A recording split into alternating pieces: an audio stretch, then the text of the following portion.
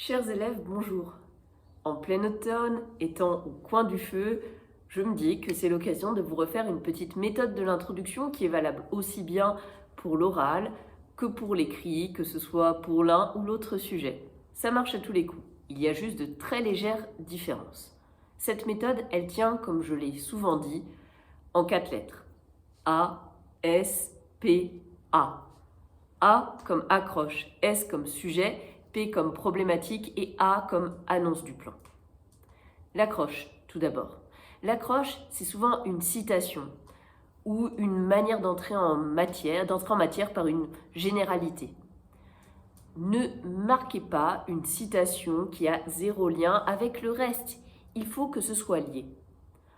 Par ailleurs, une généralité, pourquoi pas si vous n'avez pas d'idée de citation, mais quelque chose de pas banal. Pourquoi? Parce que l'accroche, c'est le premier contact de votre correcteur avec votre copie. C'est aussi ce que commence à écouter votre examinateur à l'oral. Donc attention, c'est une manière de bien le disposer. Dites-vous que votre examinateur sera fatigué en plein bac. Sortez du lot, trouvez quelque chose de chouette. Et après, liez-le au reste. Parce que ces 4 lettres, elles sont tout le temps reliées. C'est pas ASPA, c'est ASPA, ASPA. Tout accroché. Le S, le sujet. C'est vraiment important. Il s'agit d'entrer dans le vif du sujet. Concrètement, à l'oral, vous pouvez rappeler un ou deux éléments biographiques de la vie de l'auteur, pas plus. Ne racontez pas un détail insignifiant. En revanche, essayez de dire quelque chose qui a un lien avec le texte.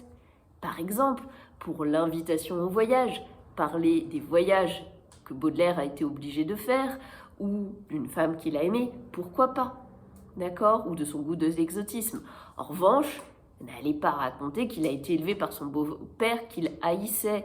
Ça, c'est pas vraiment en rapport, vous voyez? Donc, essayez de trouver quelque chose en lien. Et ne donnez pas tous les détails de sa vie. C'est pas la peine de donner le jour exact de sa naissance. Les années, c'est suffisant. À l'écrit, 2 choses différentes. Pour le commentaire composé, vous ne connaissez pas forcément l'auteur du texte. Donc, pourquoi pas parler de la période? Vous pouvez aussi aller voir la vidéo d'ailleurs qui s'appelle « Comment réagir face à un auteur inconnu ». On essaie de se raccrocher aux branches par rapport notamment à tout le paratexte, c'est-à-dire ce qui figure autour du texte. Pour la dissertation, en revanche, vu que ça tombe sur une thématique que vous avez vue durant l'année, vous avez des choses à dire. Et puis, cette partie, elle est particulièrement importante parce qu'elle va être le moment de creuser un petit peu le pourquoi on vous pose cette question-là, de reformuler les attendus du sujet. On verra cela de manière plus détaillée sur la méthode de la dissertation. En tout cas, cette partie sujet doit se terminer, et je rappelle que l'introduction ne forme qu'un seul paragraphe à l'écrit, donc on ne revient pas à la ligne avant la toute fin. Voilà, parenthèse fermée, mais ça me semble important. Par quelque chose qui va vous permettre d'amorcer votre problématique. Et là, la formule magique, c'est pourquoi on peut se demander. Et on y va, et on pose la question. C'est important, c'est pas donc comme problématique, je vais choisir. Ok, ça marche, c'est vrai. Seulement, c'est super scolaire, d'accord? Donc, c'est pourquoi on peut se demander. Vous mettez là votre problématique. Et puis ensuite, là aussi, autre formule magique pour terminer avec l'annonce du plan, donc vos parties qui ne doivent pas être avec des 1, des 2, des 3 à l'écrit, attention, d'accord? Pour répondre à ces problématiques, je traiterai ou nous traiterons dans un premier temps 2, puis 2 et enfin 2, ou dans un deuxième temps, d'accord?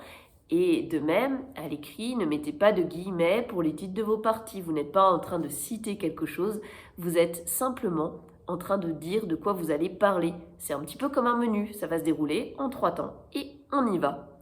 Et voilà comment faire une introduction complète, bien réussie et qui permette aussi de bien disposer votre correcteur à vous lire. Bon courage et bon travail. Au revoir.